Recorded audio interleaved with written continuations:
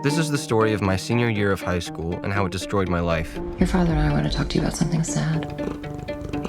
Rachel Kushner has been diagnosed with leukemia. That sucks. It sucks. It sucks quite a bit. You might be someone who could make Rachel feel better. I don't need your stupid pity. I'm not here because I pity you. I'm actually here just my mom is making me.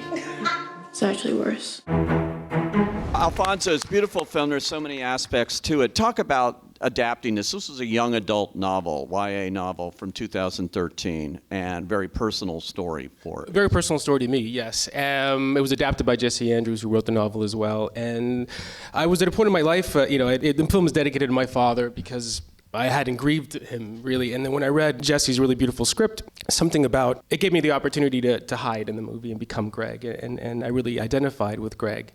All aspects of him remind me of what it was like in high school, who I was like, and then having to then have the opportunity to express myself in ways that I couldn't. I couldn't do it through words.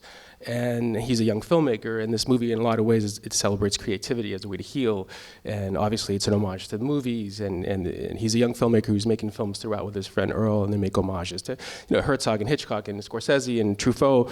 But at the end, when he can't rely on his words anymore, on the parodies, then he has to go personal.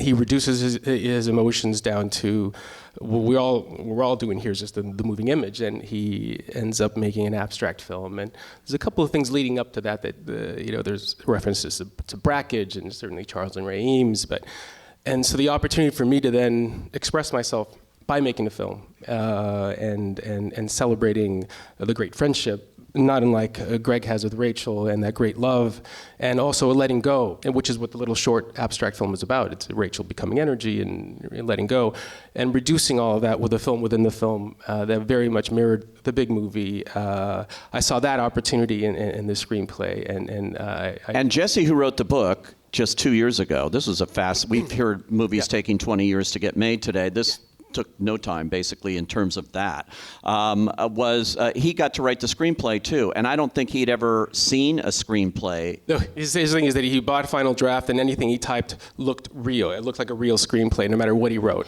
And so it was, he's a beautiful writer, and he was very courageous in that how the screenplay is very different than the book. And then, and certainly from script to the movie, it was also, certainly the end of the movie becomes a silent film, basically. He was very courageous in working with me to make it real. And usually the constraints of making a movie like this in 23 days or whatever it was, you can't afford the script that I fell in love with. It's about where do we cut, where do we trim, and he was he wasn't precious at all. He was a total joy to work with.